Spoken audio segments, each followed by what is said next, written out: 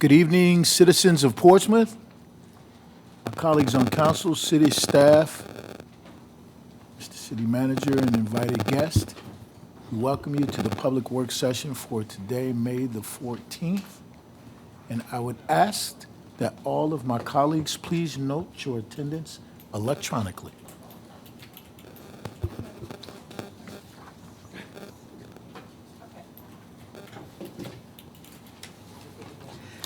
Six members of City Council are present.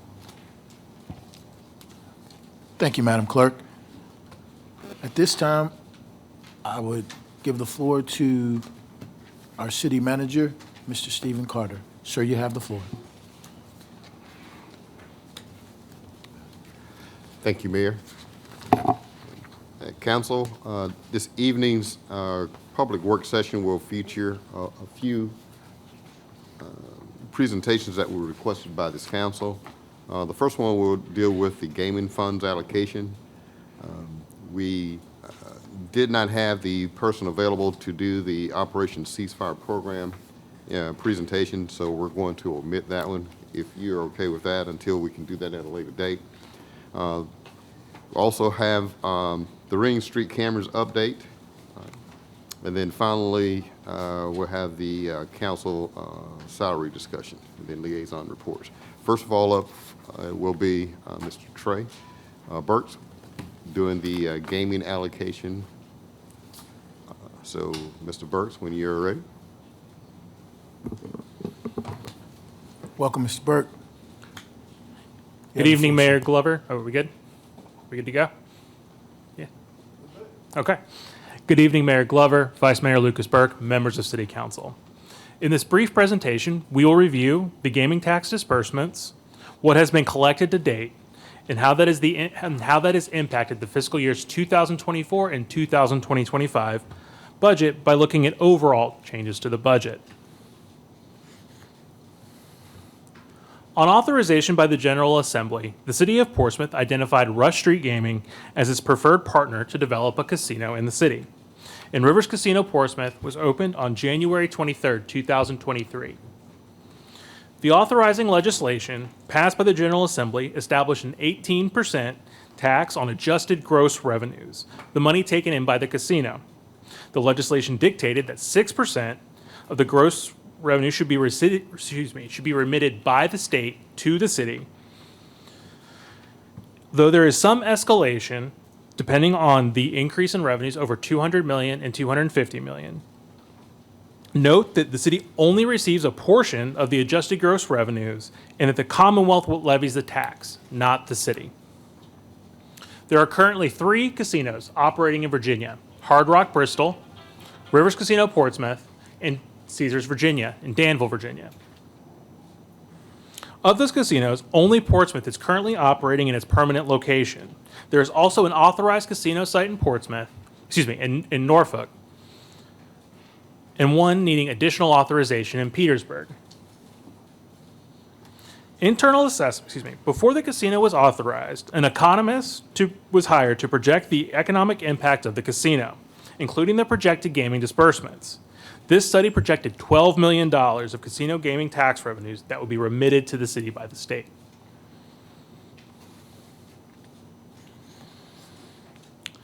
This graph outlines the actual revenues collected by month and by fiscal year.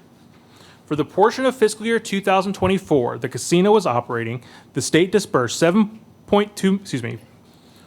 portion of FY 2023 the casino was operating, the state disbursed $7.2 million to the city. And in fiscal year 2025, to date, the city has collected $12.9 million of revenue. Staff would like to credit the source of the information, the Virginia Lottery, who has been responsive and consistent in putting out this information. On a monthly basis, revenues have been between $1.2 million and $1.67 million, with the lowest month being September 2023 and the highest month being December 2023.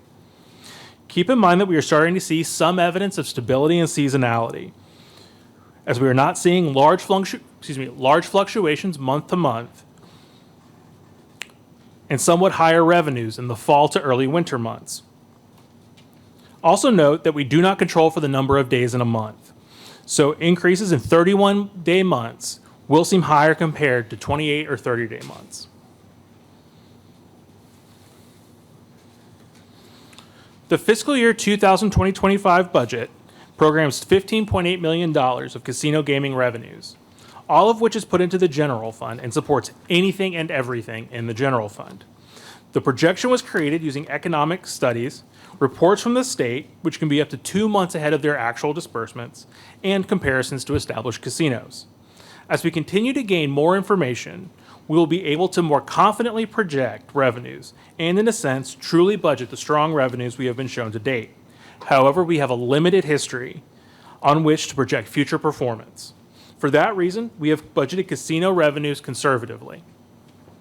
Also note that there is no formally adopted designation of casino revenues, and as stated earlier, the gaming revenues are funding anything and everything in the general fund. As such, the following slides will present the total increase to the annual budget.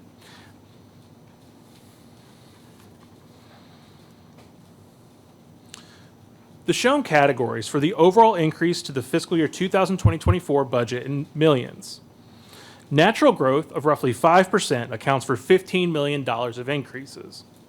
Remember that inflation was roughly 12% in 2022, which impacted projections for fiscal year 2020-24. The fiscal year 2020-24 budget programmed over $10 million of revenue reductions and still funded a 7% GWI, large contractual increases, a schools contribution, PPTRA excess, enhanced mowing schedule, star-based victory, and rejoining the Hampton Roads Alliance. These shown categories account for the overall increase to fiscal year 2025. Natural growth of roughly 3% accounts for $9 million of increases. The 2025 budget funds a $12 million increase to the school's contribution and the associated council priority contingency. It also includes a general wage increase of 3.5%, public safety salary increases, new positions, including an attorney for collective bargaining, sheriff's office wage increases, juvenile justice contracts and transportation, department social services salary increases, and other smaller increases as listed. That concludes the prepared portion of my presentation.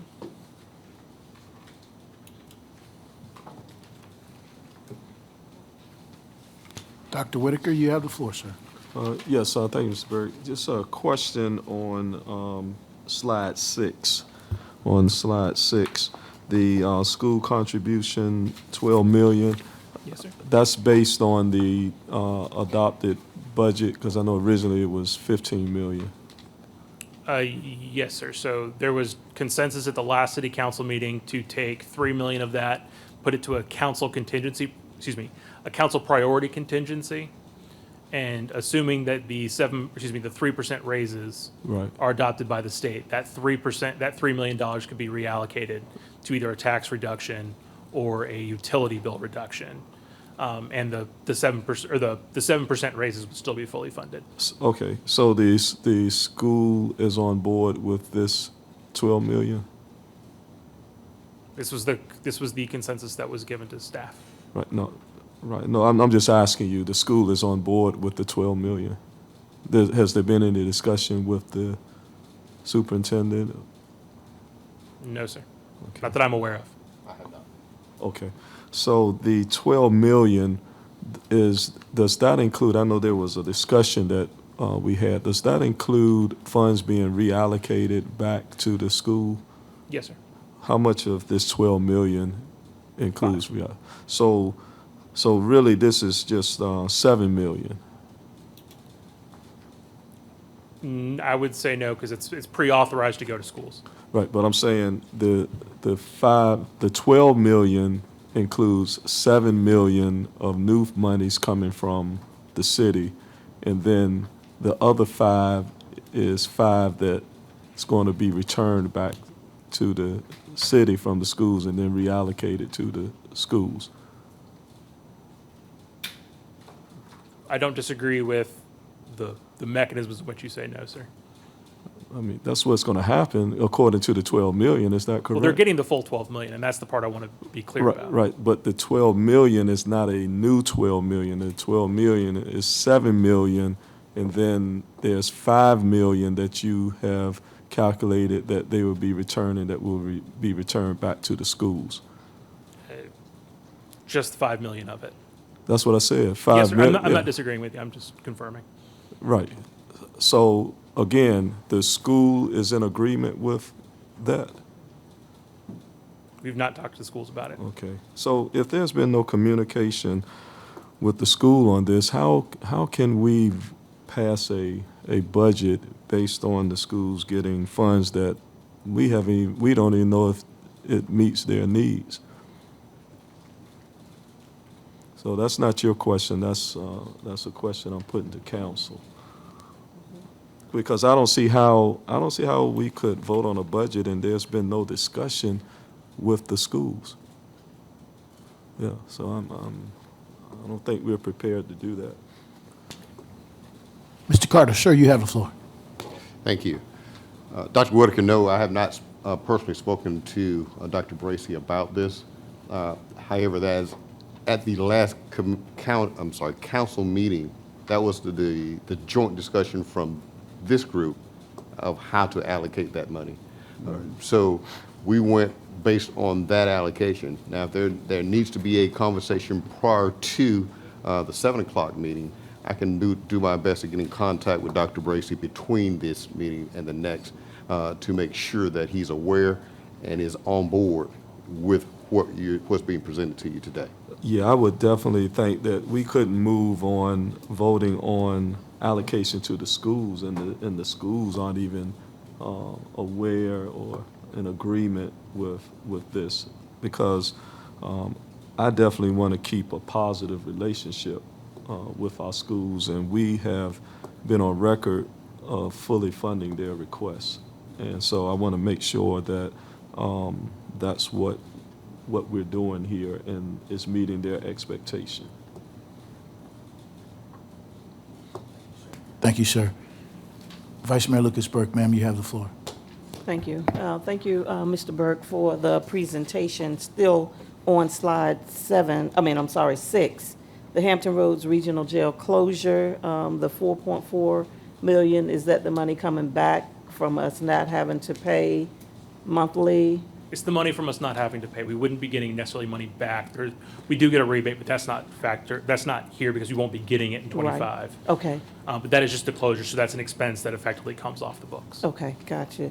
And then moving down to the council priority contingencies, I see that that's 3.1. Is that what we've asked for to fund in items that were not originally or initially shown in the budget? Like we asked for funding for the ETSI, and we asked for... That is not those. So Okay. there were two priorities that were specifically given to staff. First was a utility rate reduction Right. from the plan, so it would go from a 5-cent increase to a 2% increase. And then the other one was a real property tax reduction of 2 cents, Okay, up to 2 cents. right.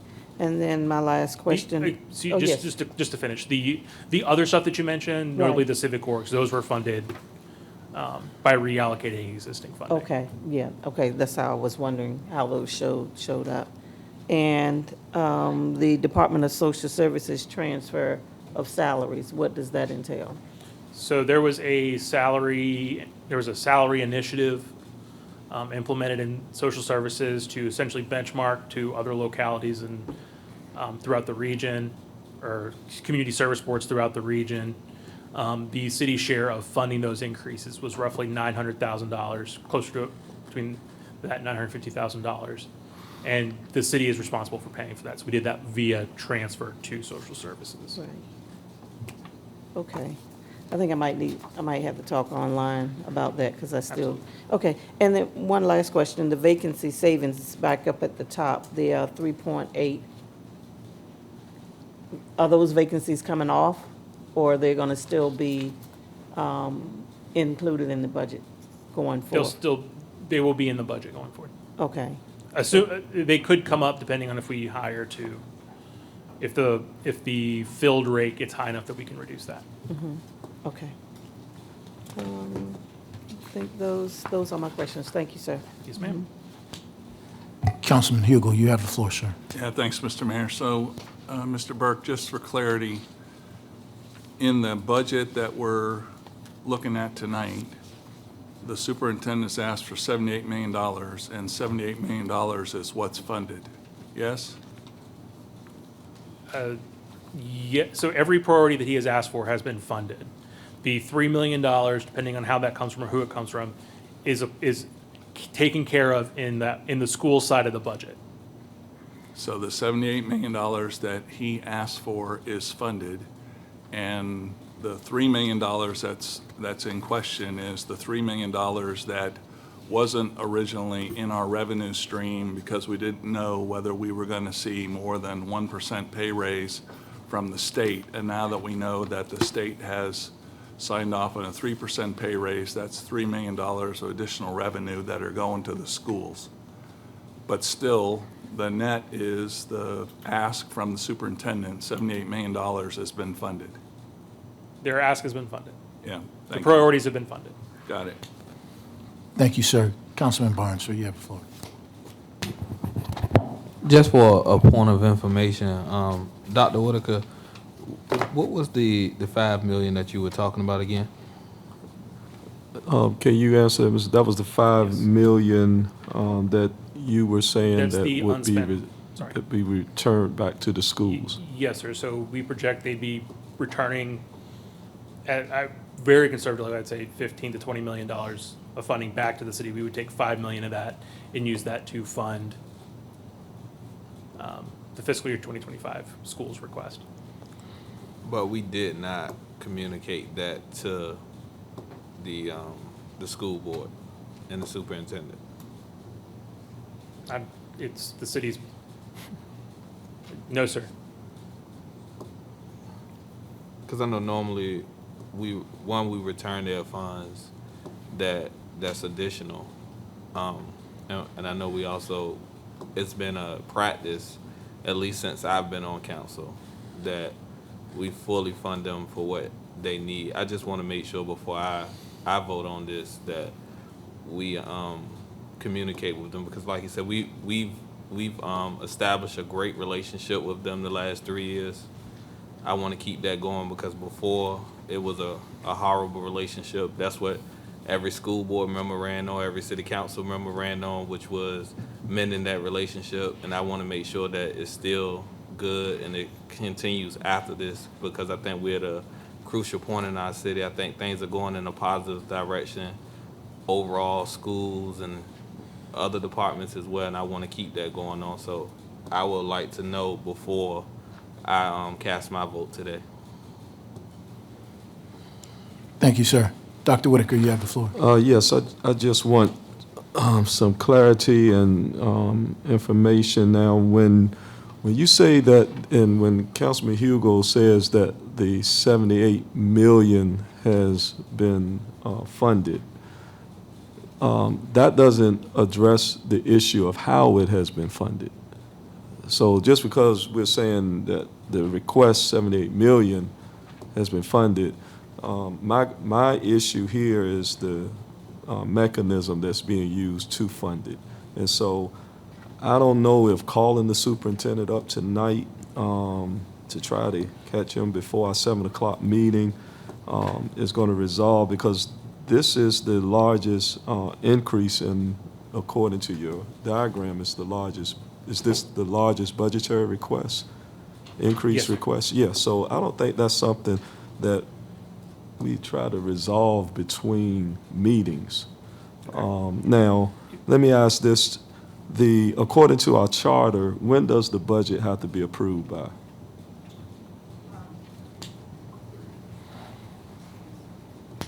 June 30. I think it's Go June. ahead, you have the floor, ma'am. Okay, thank you, Mayor. It's June 30th. Right, okay. Yes. So is there a rush to get that answer tonight? Well, I think one of the things we have to keep in mind, sir, is tonight is budget adoption night. And so the importance of that is to give us ample time to make sure that we have our budget adopted and that all the things that we need to do from an administrative standpoint are in place so that there are no hiccups to ensure that the budget is adopted and in place by June 30. To our colleague, Mr. Hugo's point, I understand what you're saying about the mechanisms, but the dollar amount that was asked for in the statement of needs is the dollar amount that was funded. Now, we can argue or we can have a discussion about where those dollars came from, but those were dollars that were available to go toward the ask of this, from the superintendent's statement of needs. Ultimately, the total number that the superintendent asked for, the total number, 15 million, is met in this budget. And that is what it is. We can have a discussion about the semantics of it, but that's the amount.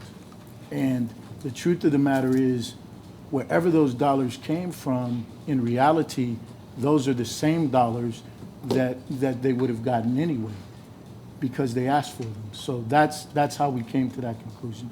So in asking Mr. Burke the question, I understand, but tonight is budget adoption night, and so we are tasked as council to adopt a budget that was presented to us by our city manager. We spoke with the superintendent. He was in agreement with meeting the statement of needs, which this budget is doing. That has been confirmed. So unless there's some other specific reason, I don't have a problem reaching out to the superintendent, but it is clear that $15 million that the superintendent asked for in his statement of needs, that has been met in this budget. Sure. Just another note, Mayor, Vice Mayor, members of council, the school board has a different timeline for the acceptance of their budget that is based off of our adoption of our budget. And so I don't know that detail right now, but I can find out what that is. But I do know that there is some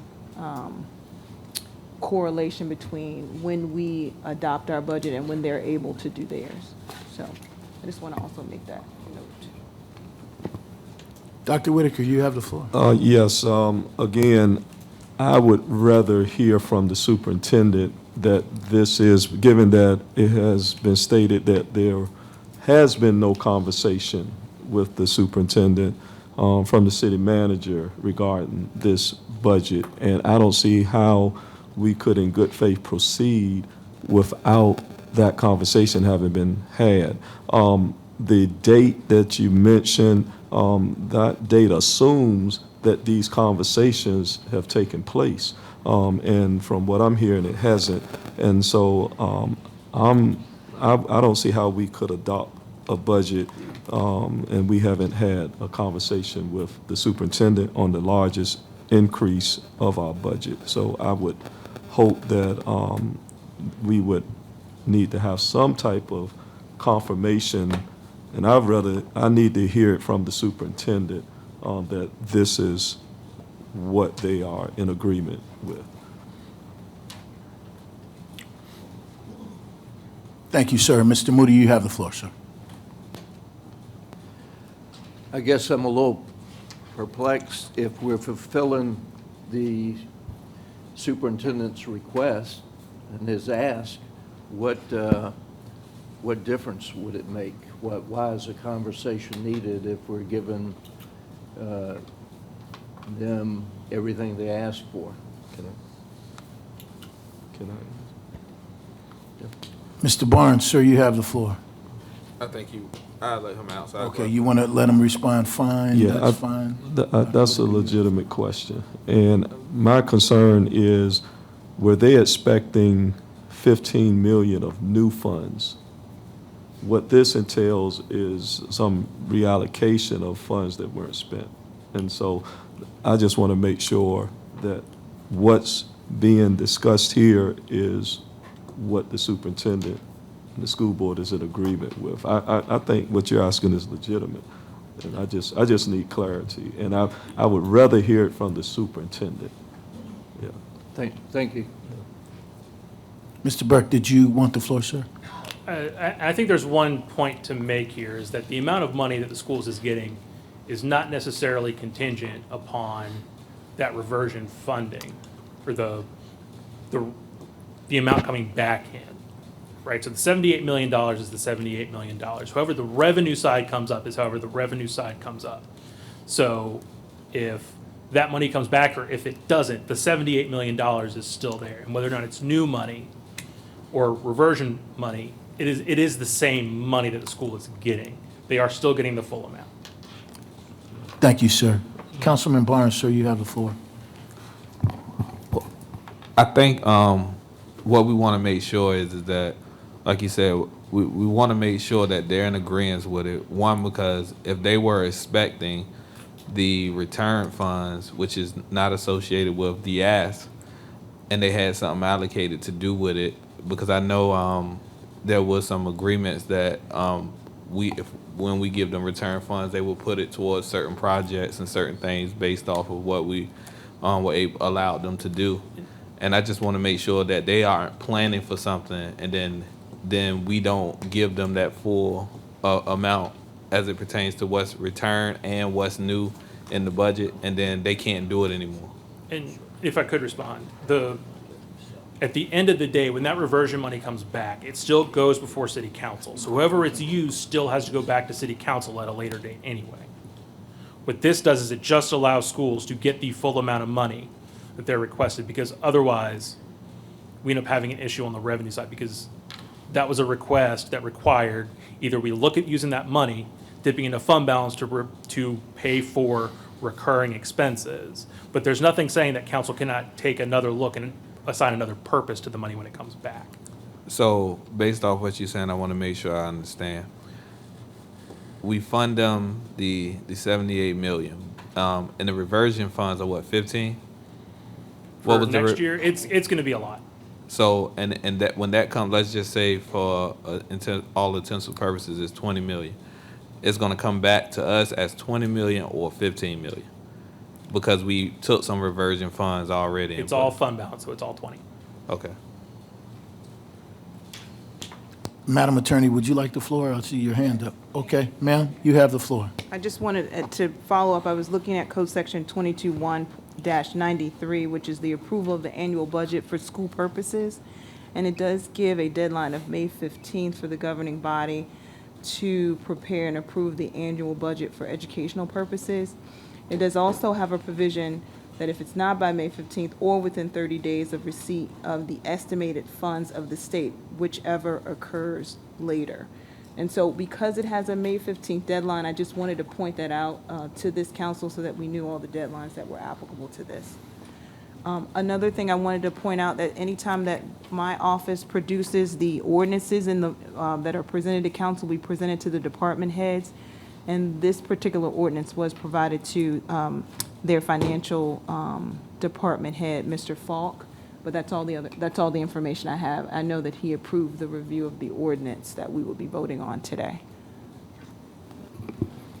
Dr. Whitaker, sir, you have the floor. Right. Again, I'm not saying that what you're saying is incorrect. It's just that it has not been confirmed by the superintendent.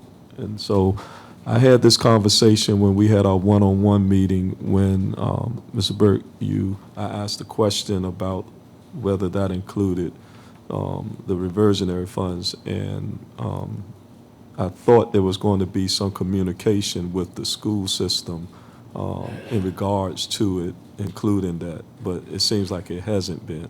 And so until we have some communication from the superintendent, I wouldn't feel comfortable in voting on this. Not saying that what any of you are saying is incorrect. It's just that I have not heard tonight that the school has confirmation of what has been presented to us tonight.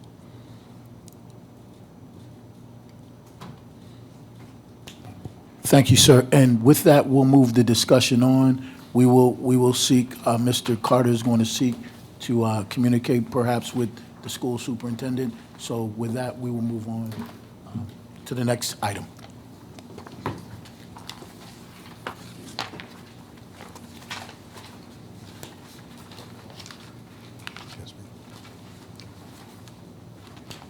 You have the floor, sir. The next item will be the Ring camera update by Chief Jenkins.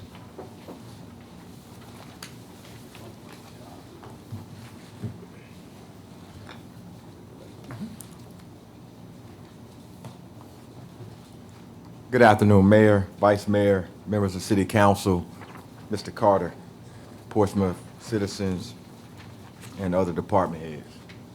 Tonight, I'll give you a brief update and information as it relates to our continued efforts related to our technology and doorbell and CCTV initiatives.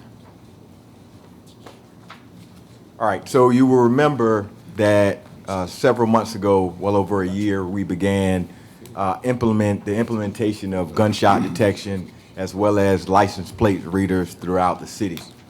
To date, we started with gunshot detection, which notifies our officers within a minute of those shots being fired and triangulates the locations to give an area that officers should respond to. This is done, obviously, for those times when we don't have calls that are coming from citizens that also give us an opportunity to be able to respond to address public safety concerns and or attempt to locate an individual who either may have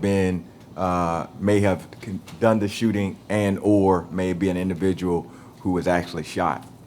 To date, we have approximately 1 square mile of gunshot detection. As of now, that gunshot detection is in our Prentice Park and areas of Craddock within the city. In addition, we also implemented approximately 60 license plate readers throughout the city.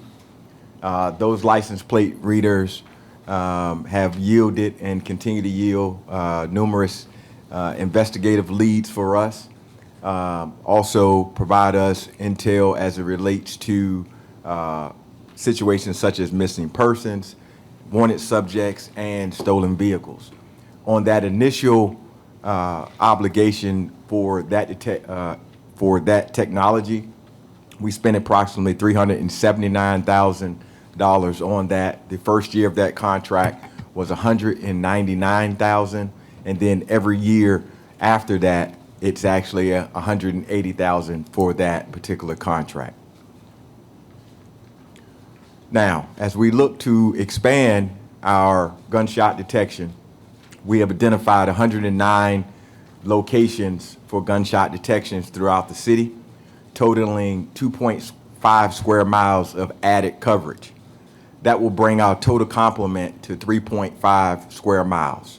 This coverage will begin to cover our Port Norfolk section of the city, our areas of Cavalier Manor, and the neighborhood, the rest of Craddock and the neighborhood across from Craddock.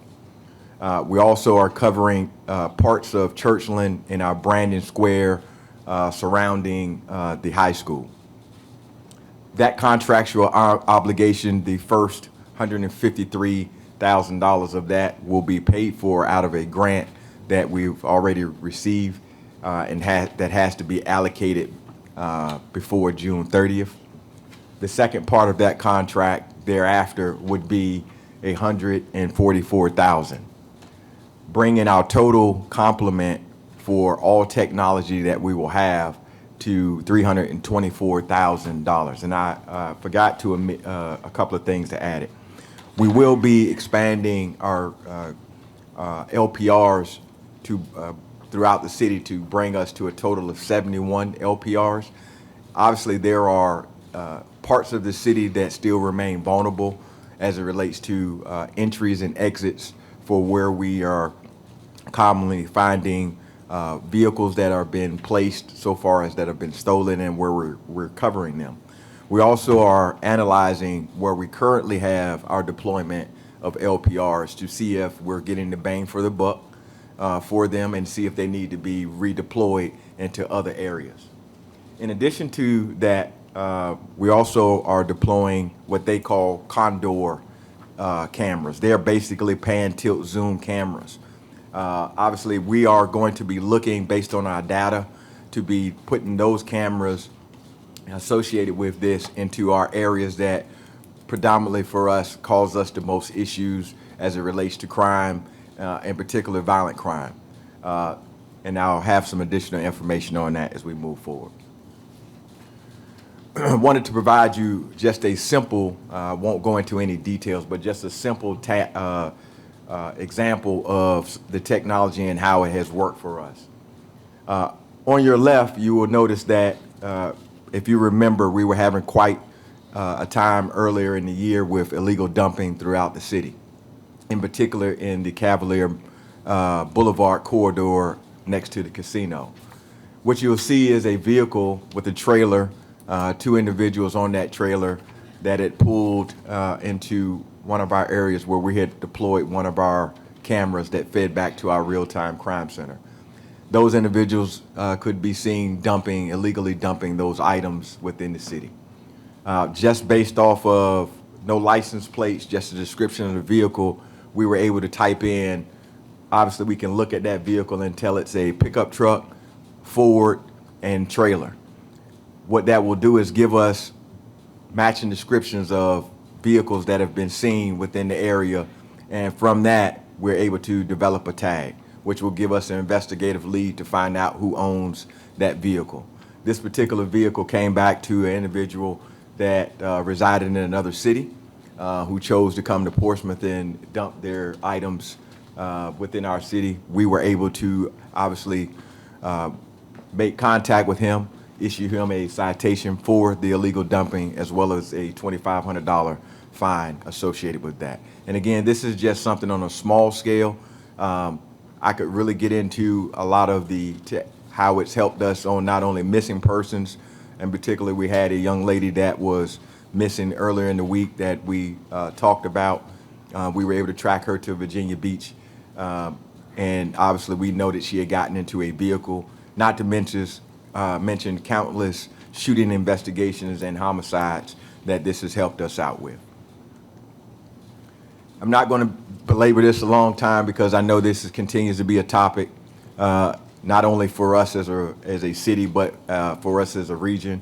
And obviously you're aware there is some pending litigation with that in other cities. We are already taking the steps to kind of mitigate some of those questions that we've heard that the other cities are dealing with, such as the requirement for court dates to be added to the citations. We're already in the process of dealing with that. So hopefully we don't get wrapped up into whatever they're into at the moment. But one of the things that is in particular importance of that I need to make reference to here is, again, our rollout of the school zone cameras was purely a false multiplier for us as a police department. Obviously, we get speeding complaints all of the time. And because of that, and with limited resources and manpower, this was a viable option for us to safeguard our kids and slow individuals down within our school zone, in particular when our children were coming and going from school. I can tell you we've had a lot of success with slowing down that behavior. There's not many people at this point that do not know that Portsmouth has school zone cameras. And so there was a question by Councilman Hugel several weeks ago in regards to clarification on private school versus public school. It is our understanding there is no difference. They are the same. We're currently in the speed study phase to be able to add cameras to those locations so that we can bring them in compliance with the rest of our city school zones. In addition, currently we've already started implementing our school bus stop arm cameras. Again, just so everybody's aware, if you run past a stop school bus and their arm is out, you will receive a $250 fine. Again, I don't know that many people can argue against when you're offloading kids off a school bus, violating that and receiving that fine. So when in doubt, I know there's sometimes some confusion if you're on the other side of the street and there's a median there, do I need to stop? When in doubt, just stop. Give those kids an opportunity to make it home safe. Right now we have about 10 school buses that have been armed with those school bus cameras. Obviously, as school begins to wrap up and close, we'll look to add additional buses to that total, hopefully before school starts up in the fall. Touching now on our cameras that we deployed, our doorbell giveaway. As you remember, back in September of '22, we did a random selection of individuals who had the opportunity to apply for cameras on a lottery basis. We purchased about 250 cameras to date. With that was a year subscription that we provided. To date, we only have 5 of those cameras left. So again, if anybody's looking for a camera, we still have cameras that we have the ability to be able to give to citizens. We do intend to continue along with this program when the new fiscal year starts up. Of those 250 cameras those cameras that we did deploy, every resident did take those cameras and register those cameras with us so that we are aware that there are cameras that, in the event that there's an incident in their area, that we know that they have a camera and we can at least attempt to be able to retrieve that information. Again, that's purely voluntary for individuals to do. I'll say again that the police department does not control those cameras, but it only lets us know of the individuals that have cameras. And to date, we have 391 citizens who've signed up for that, and we have another 1,778 cameras that are integrated into our real-time crime center. Now, we've talked quite a bit about our CCTV build out. We've had numerous citizens come up and talk about the CCTV. We continue to look at the best cameras that are going to give us an option to be able to not only deter some of these issues from happening, but also to be able to capture those scenes once they do happen. This is just an example of a 3-year time frame, and these do not necessarily include the homicides that may have occurred. We had 16 gunshot wounds in the Dale Holmes community during a 3-year time frame. So this picture is a representation of where we intend to place cameras, which are on the ingress egress of the neighborhood. Now, this will augment the cameras that PRHA has already there, in particular in Dale's home. As you will remember, we had an incident well over a month ago that they have very, very good cameras, and they were instrumental in helping us to be able to arrest an individual for an act that took place out there. Obviously, these are all deterrents and reactionary measures, but they still continue to give us an opportunity. I continue to put this information out so that our criminals, folks that are doing some of these violent acts, are aware that these things are out. Our citizens, and I have to thank them continuously because they are continuing to come and cooperate with us. They have been providing us with video when asked. I can't remember of a citizen who has not provided information when asked by the police department.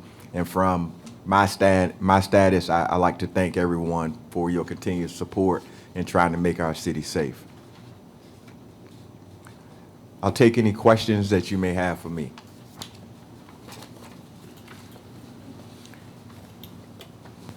Councilman Moody, sir, you have the floor. Thank you, Mayor. Thanks for the presentation, Chief. Yes, sir. My question comes from some questions I've been asked. It's my understanding that effective July the 1st, that citizens that do not have car insurance will not be able to pay the uninsured motorist fee, that everybody will be required to have insurance. I'm being asked, how will that be enforced? Will your department be part of that? As we know, getting hit by someone that doesn't have insurance is going to put everyone in jeopardy if that's the case. So I think, And just for clarification, the Department of Motor Vehicles generally is the enforcement arm as it relates to insurance.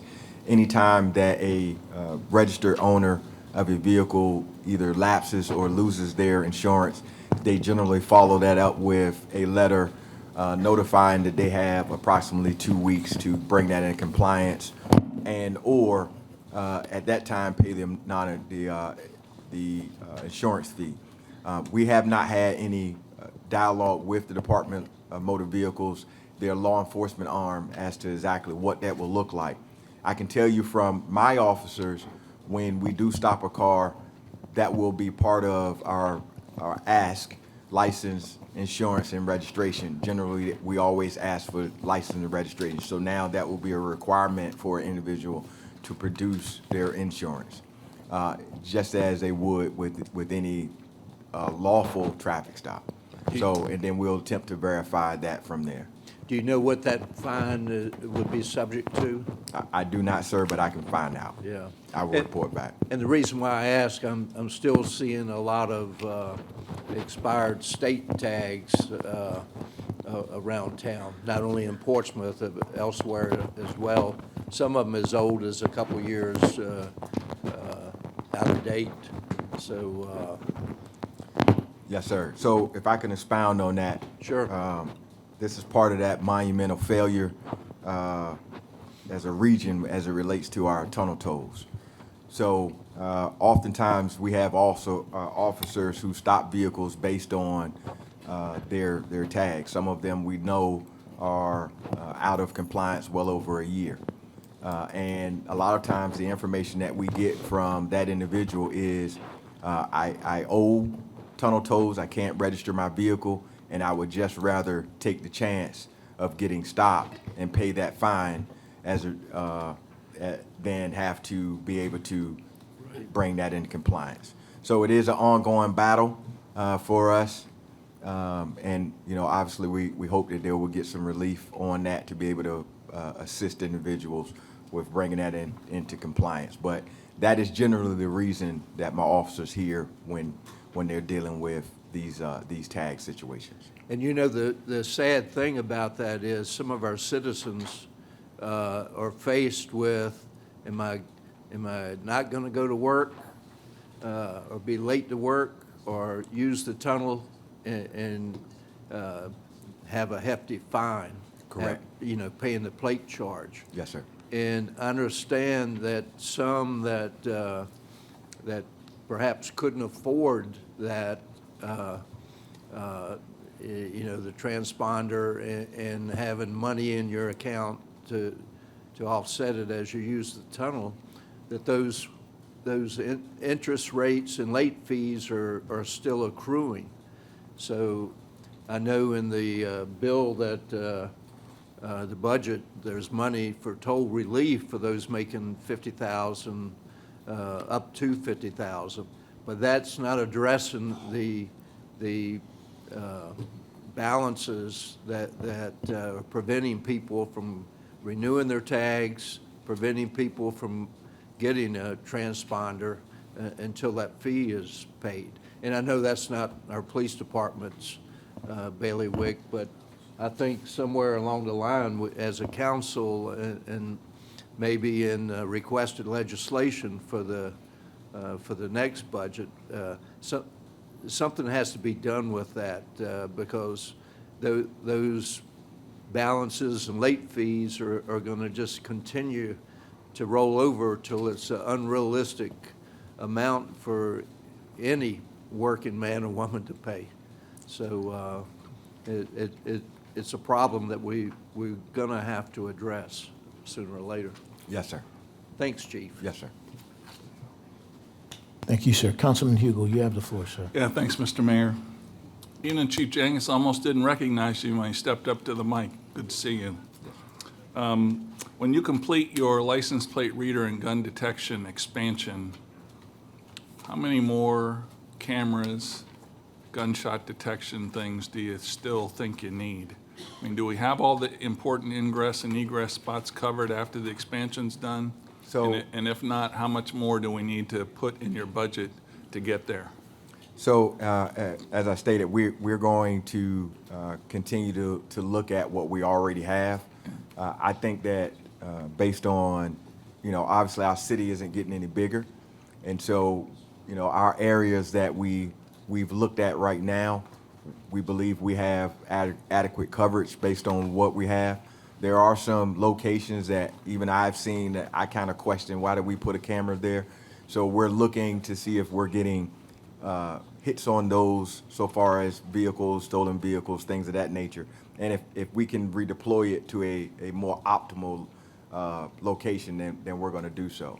Now, I will tell you, so far as our gunshot detection, that will really depend on, I don't know that we'll ever need 10 total square miles, but, we want to make sure that we cover our areas that have been problematic. We want to give our citizens that live in those areas a little bit more reassurance that when something happens that we're going to respond regardless of if someone calls or not, that we're getting information to our officers. And as we get more of our CCTVs up, obviously when we have gunshot detection, we're going to be using the cameras that we have, not only license plate readers, but the CCTV to be able to look at those areas and look for any evidence as our officers are starting to respond. It gives us a better opportunity to stop it, because obviously when we have a shooting, there's still that element of a threat to the community until that person is in custody. Okay, thanks. And I appreciate you looking into the school zone question. As we talked, there's at least one private school that's on a pretty busy road, and I think helping keep their kids safe will be important. Yes, sir. Are we seeing the trend in citations going down like we hoped as a result of installing the cameras? We have seen a significant drop. Our original first week, we had 6,000 violations that first week. We're hovering right now somewhere around 2,000. And so we knew that there's going to be a level off point, and that's actually a good thing. Obviously, we're sure there's going to be some lapse from time to time, and hopefully those situations will become less and less. And so we will see what they look like going forward. Okay, thank you. Yes, sir. Vice Mayor Lucas Burke, ma'am, you have the floor. Thank you, Mayor. Thank you, Chief, for the presentation. I, too, like the flock cameras, especially the $2,500 fine, and I was wondering if the word is getting out that now they know that we have technology at work to find who they are, that maybe that word will be passed on as well. So appreciate that information.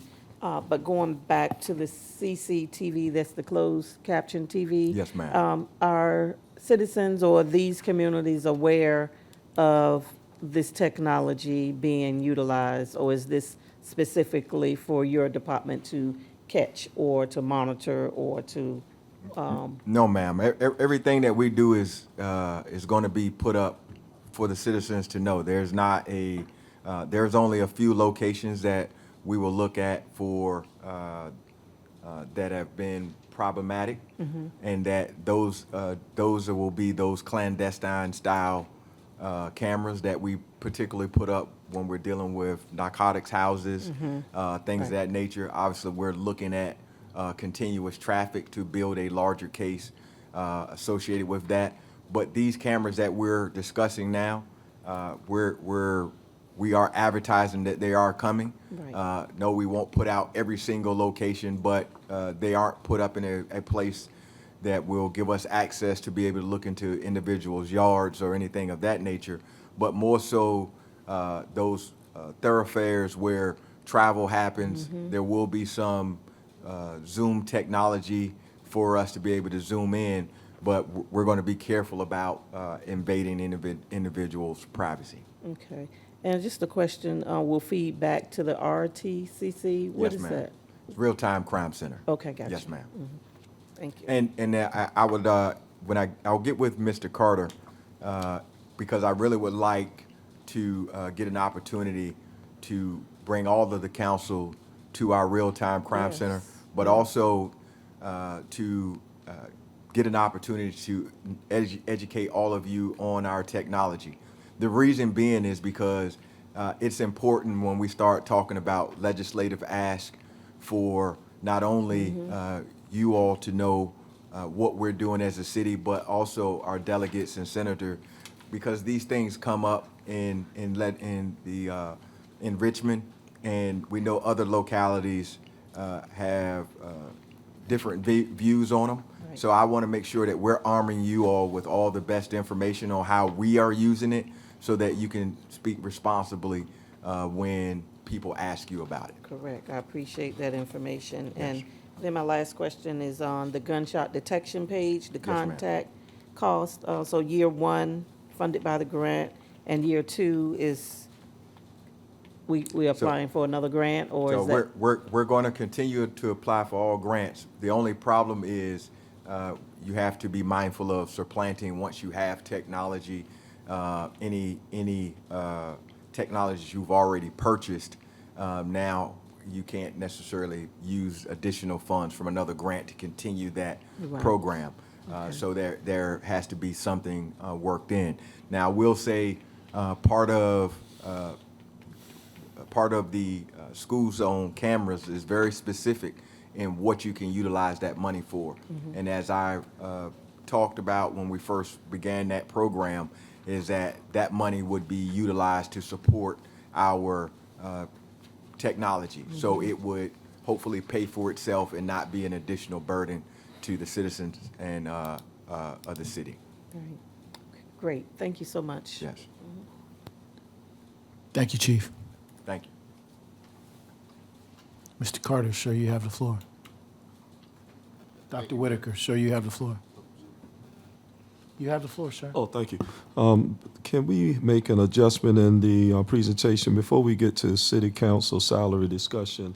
I see that the chief financial officer for the school board is here, Mr. Falk, and so that we can get some clarity on the funding issue, if we could have him to come forward. Before we go there, I think Mr. Carter has already had a discussion with the superintendent. So perhaps he would like to share what his discussion was with the council. Yes, I can. Thank you, Mayor. I was able to talk to Dr. Bracy, and he informed me that he was already aware of the $3 million contingency. He said, but they had not been aware that at the end of the school year, they would not get all of the funding back that they normally get. Yeah, so let me hear from the chief financial officer. Well, one of the things we need to be clear about, just so we're clear in terms of the process, tonight is budget adoption night, and I want to reiterate that to you. Whatever discussion that goes into whatever unexpended funds that come after the fiscal year ends, that the schools usually and the council has a discussion about, that's not applicable to budget adoption night. I'm just letting everybody understand what the discussion is. That's not applicable to budget adoption night. What we're adopting tonight is the budget that was set forth with the statement of needs from the superintendent in order to approve the budget. Any discussion about anything that could potentially be unexpended is not a discussion for tonight. That's a discussion for another time, because that's not a part of the budget. I just want to provide the clarity for everyone. So, Mr. Falk, sir, you can come up and speak now. Right.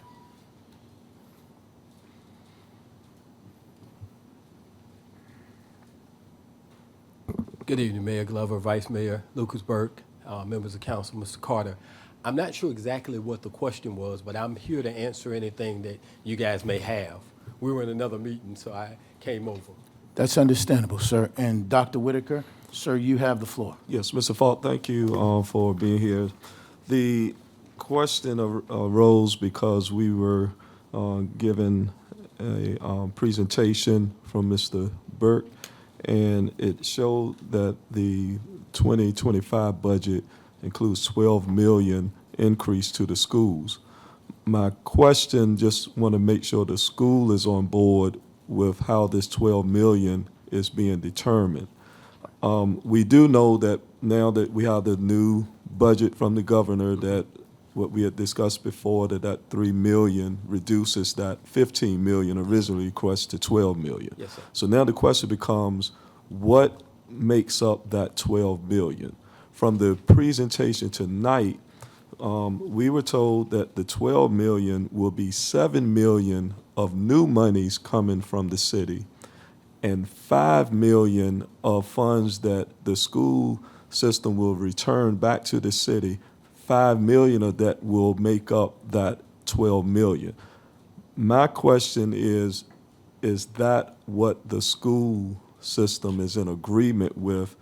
And I was concerned because there has been, according to what was discussed tonight, no discussion with the superintendent on this. So the 5 million, the 12 million requests, that 7 million of new money and 5 million of monies that you'll be turning back in, 5 million of that will be given back to the school. Is that what you agree to? That was not discussed with us. That's the first time I've heard of that breakout. We were told that it was fully funded, not using any reversion monies from other years, because if you use reversion monies, then that means in future years, that money wouldn't be within the budget. So no, I was not aware of that. Yeah, so that answers my question, because I don't see how we can move forward on this adoption without the city and the school being in agreement. As I said before, I'm in full support of the schools. I want to continue that good relationship, and I think that if we have not discussed the largest increase that's being presented to us, that it would not be in good service and good faith to adopt a budget that the school system is not in agreement with.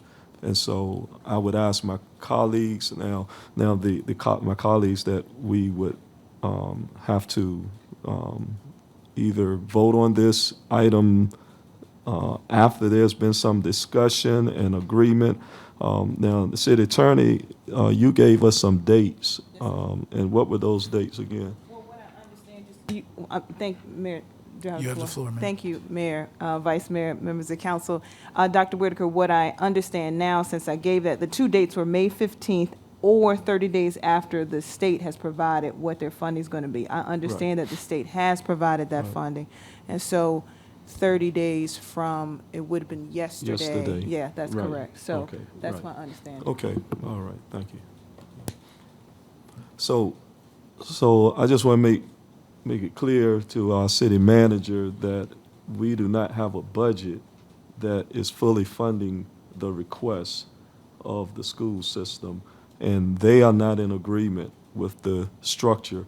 That's why I mentioned earlier when Mr. Hugel says it's 78 million, when the mayor is saying it meets their requests, that does not necessarily meet their expectation. And so what we're hearing tonight is that it doesn't. Thank you. I think that there's a difference of opinion, and certainly having a difference of opinion is okay. What we heard tonight was that the $78 million that the schools asked for, which included the $15 million, is funded in our budget. That's what we heard. And so you don't have to answer anything because you weren't a part of that discussion. And in fact, thank you for your comments. Excuse me, yeah, excuse me. Oh, hold on. I have the floor, sir. You don't have the floor. You don't have the floor. You don't have the floor. So just hold on. I was going to get to you, but just like we were having a discussion, I was having a conversation and adding something to the discussion to bring clarity. You will get the floor. Okay. Excuse me. Okay, he can come back. That's okay. There's no issue there. But what was just explained to us from our financial department was that it was fully funded. Once again, there's a difference in the discussion, and I think we need to determine what that is. But it does seem to be in conflict. In addition to that, you just heard the attorney say that the ordinance that we were going to be going over tonight was sent out. So there was a time frame in which to review the information as well. So to your point, to everyone's point, perhaps we all need to get clarity on the question, and I think that's fine if that's the pleasure of council. That's what I wanted to say. So, Mr. Barnes, sir, you have the floor. And Mr. Falk, I think Mr. Barnes may have a question for you, sir. So if you would please come back. Given the information that you know now, with using funds that will be reversion funds, I think I know the answer, but you guys haven't finished spending what you have. No, sir. So if we're using those reversion funds and you guys end up spending, it's an opportunity that you guys could go over your budget because we're using those reversion funds. So it'll put you in an awkward situation. Well, it wouldn't be a normal source of funding, because if you're using one-time funds to fund the budget for that one time, that's not a source of funding that would be there continually, for lack of a better term. You're using one-time funds to fund the budget, which it would have to be a continual funding source for that to continue. So it's possible that because of that reason, if you use up, you could overspend. You could have a deficit. Yeah. Thank you. That's all I have.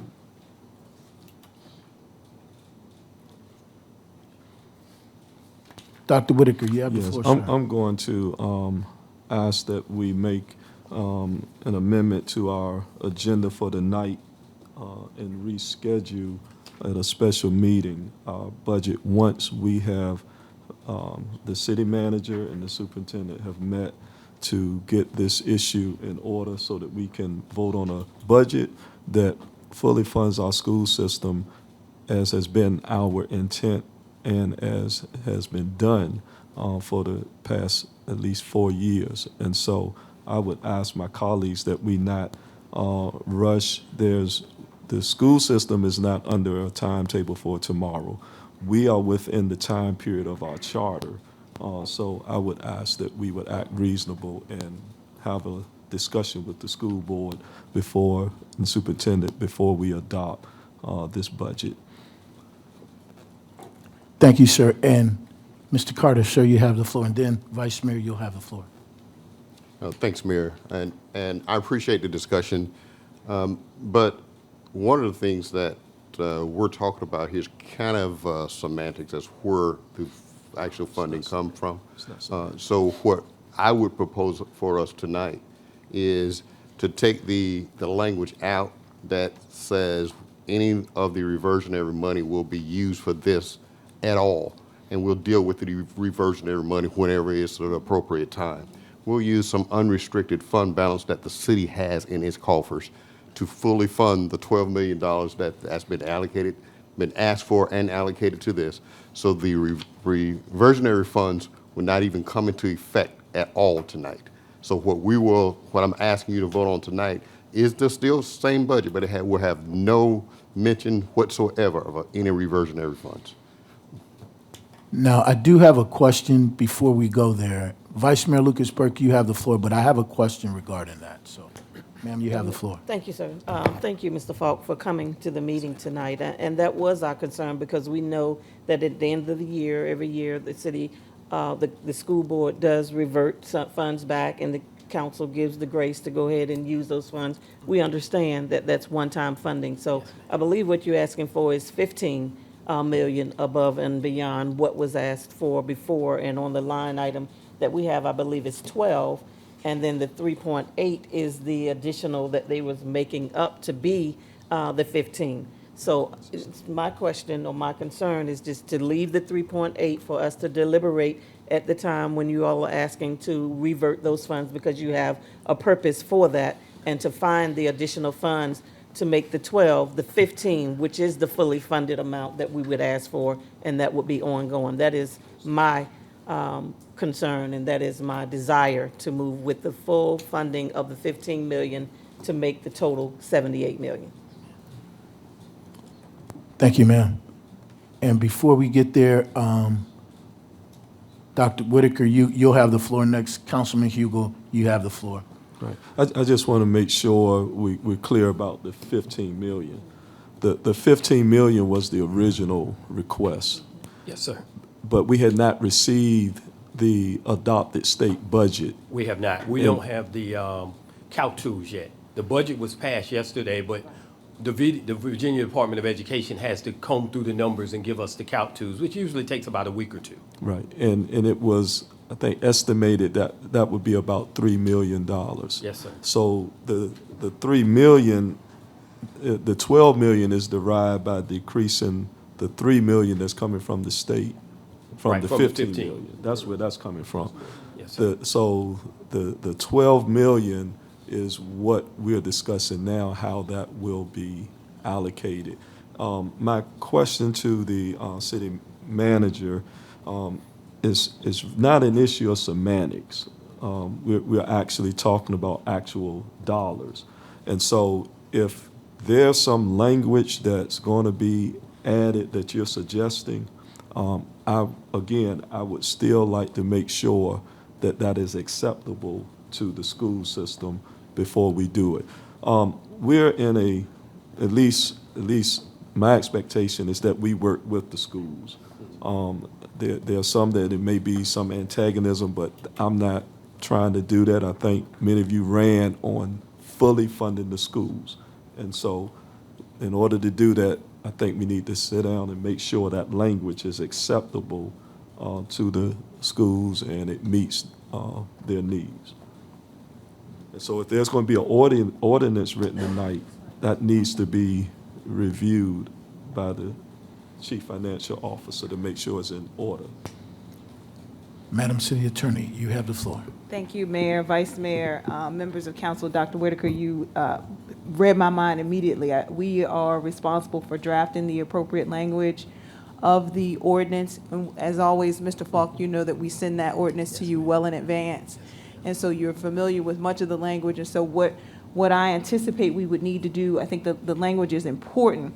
The source of the funding is really what's critical. And so if we remove it from where it is now and take it out of the fund balance, then I think that it will accomplish what everyone is proposing and take us back to square one where everyone was in one accord. I would also say, Mr. Falk, and we will amend that and share it with you at the break, like we would normally do if we were days before this. And then you and my team can look at it and we can do a quick report back to council before that vote occurs today. That's my recommendation. Thank you, ma'am. If that's fine with Mr. Falk, that's fine. I'm fine with that. Thank you. Councilman Tillage, you have the floor, sir. Madam Attorney, she actually just took my recommendation of just changing that language, so thank you.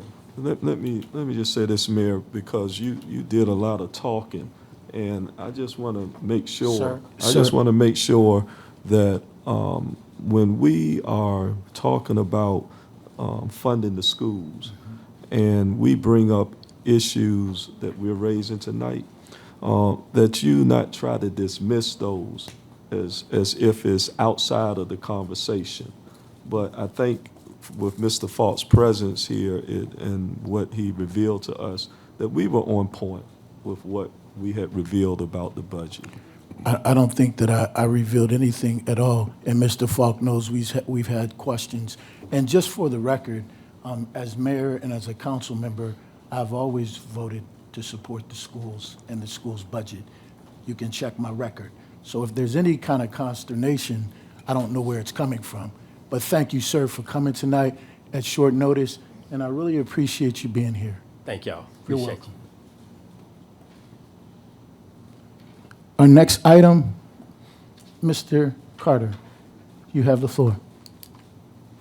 Yes, sir. The original agenda that I had didn't include this, so we need to add this.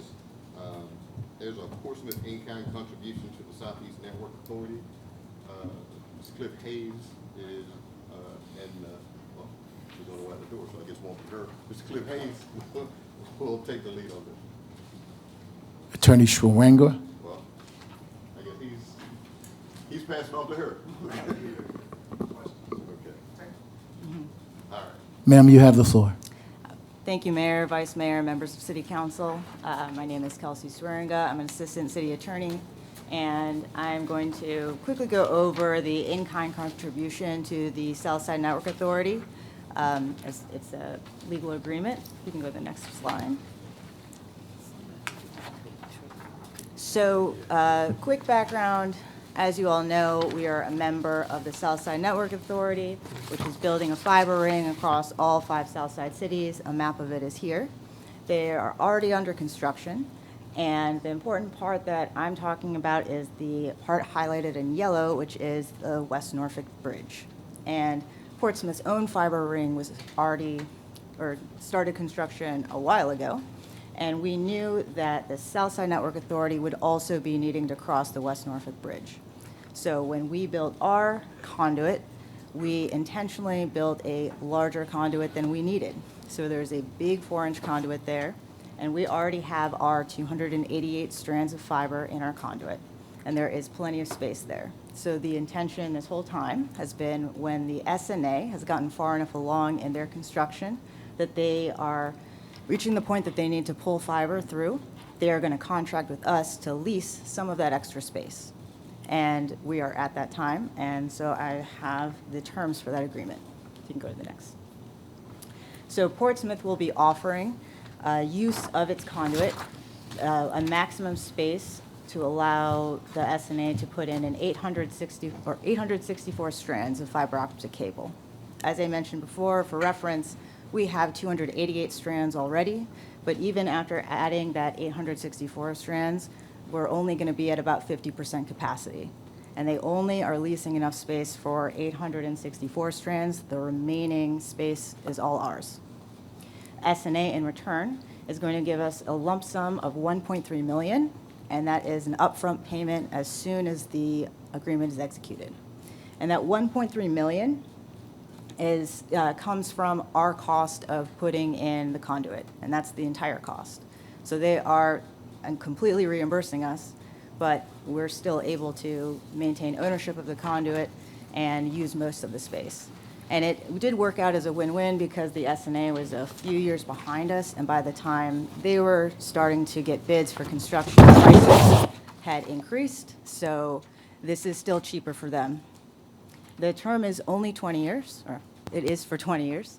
After that, we'd have to renegotiate the contract and presumably pay another fee. Maintenance, we are responsible for the conduit, which is no increased cost on our own because we already have to maintain it for our own ring. And the SNA is responsible for maintaining its own strands. And also the SNA is responsible for all costs of installation of the strands. So they have to buy the strands, pay for the labor, and all the permitting. So the next steps, the first step actually already occurred.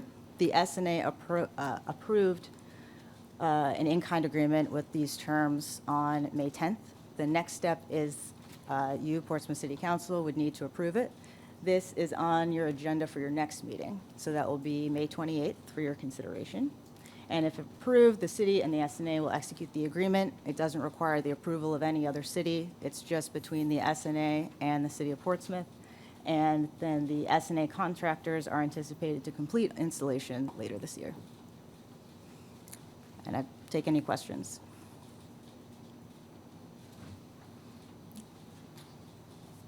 Thank you. Thank you, Attorney Swearinga. Mr. Carter, sir, you have the floor. Thank you, Mayor. The next item is the city council salary discussion. Oops. I'm sorry. Thank you, Mayor. The next item is the city council salary discussion. Our city attorney is going to lead that for us. Yes, thank you for handling the last one for me, Mr. Manager. This is our Deputy Jeff Miller. He's going to discuss the new amended council salary legislation and the deadlines that are prompting us to bring this to you today. Good evening, Mayor, Vice Mayor, members of council. As LaVonda said, Ms. Graham-Williams said, there was recently legislation adopted that impacts council salaries. The General Assembly amended Section 15.2, 14, 14.6 of the Virginia Code, which establishes salary limits for members of council. Under prior law, the limits were $23,000 for council members, $25,000 for mayors. The law had not been changed on this since 1996, so about 30 years. The 2024 amendment increased the maximum authorized salaries for mayors to $47,000 and council members to $43,000. But the amendment does not automatically increase salaries. A public hearing and council vote on an ordinance would be required to actually increase salaries for Portsmouth. There are a couple tricky aspects of this legislation. Number one is that any vote must take place at least 4 months before the next general election of council, meaning that if council were to act in this time frame, the vote would have to be taken before July 5th. In addition, an increase in salary would not take effect until the fiscal year after the next council elections. So that would be July 1, 2025. In order for council to increase salaries, a public hearing is required. The vote must occur before July 5th, and then again, the increase would take effect the next fiscal year, July 1, 2025. If council were of mind to consider an increase in salaries and consider an ordinance doing that, our recommended course in order to meet all deadlines would be to have public hearing advertisements posted toward the end of May, and then at the June 11th meeting to hold the public hearing and have consideration and a vote on the ordinance. So our goal here tonight is to get an idea if council has a consensus to consider a salary increase.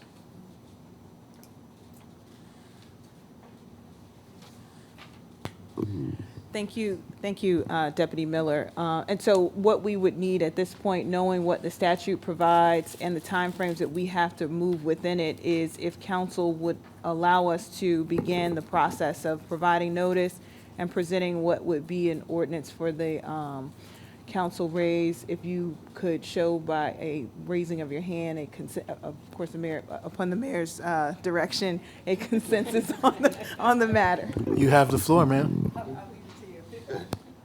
As the attorney asked, do we have a consensus by show of hands to move forward with the process of the salary discussion and providing the appropriate information to move forward?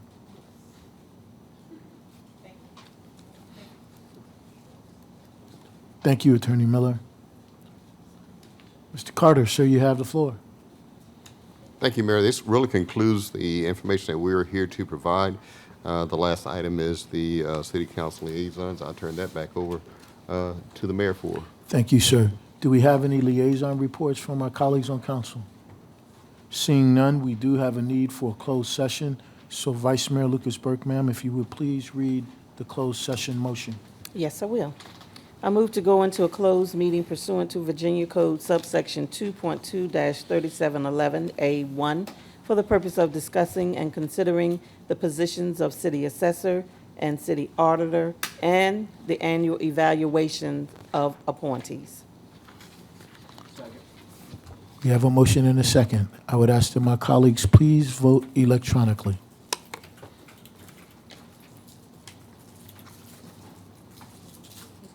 Mr. Moody, I think you hit the button for speaking. Thank This you, sir. item is adopted 7-0. Thank you all, and we are enclosed.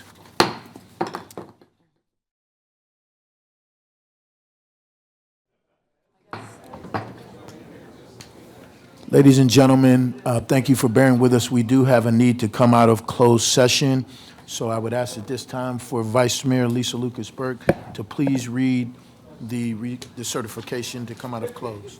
Yes, thank you. I hereby move that each council member certify that to the best of his or her knowledge, one, only public business matters lawfully exempted from open meeting requirements under the Virginia Freedom of Information Act, and two, only such public business matters as were identified in the motion by which the closed meeting was convened were heard, discussed, or considered in the closed meeting just concluded. Second.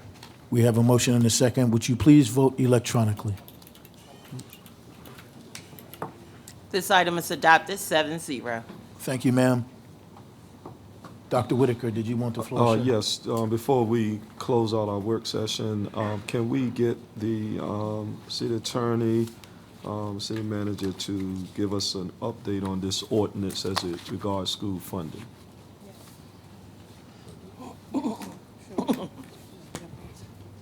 Thank you, Mayor, Vice Mayor, members of council. What you have is the amended ordinance that does exactly what we discussed previously, where the parties got together, Mr. Falk, Trey Burke, the budget, city's budget person, and my office. We worked together to make sure that the numbers match. So what you will see are the changes in red. So on the first page, you could see the adjustments to the numbers where this is coming out of the general fund, okay?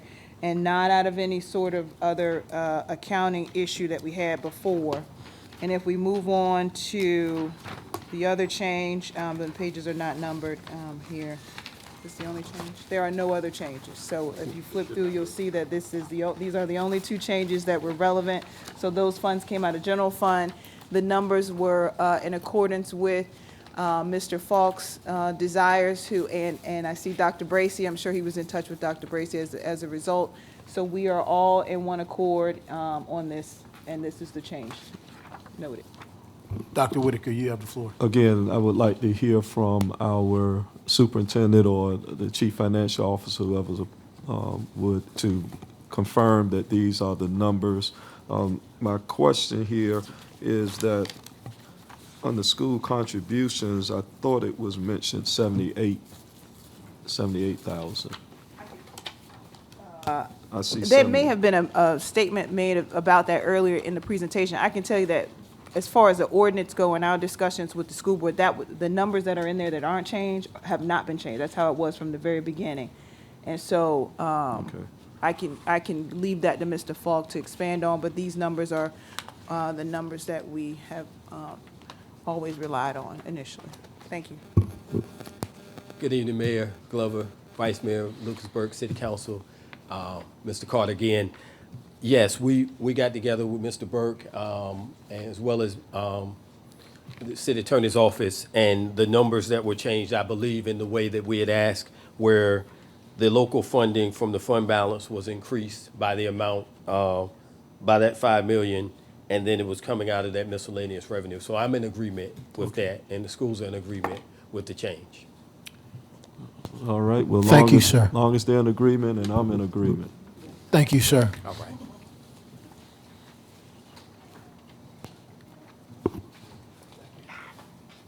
That concludes our public work session. We will take a 5-minute recess, and we will begin our meeting at 7:14.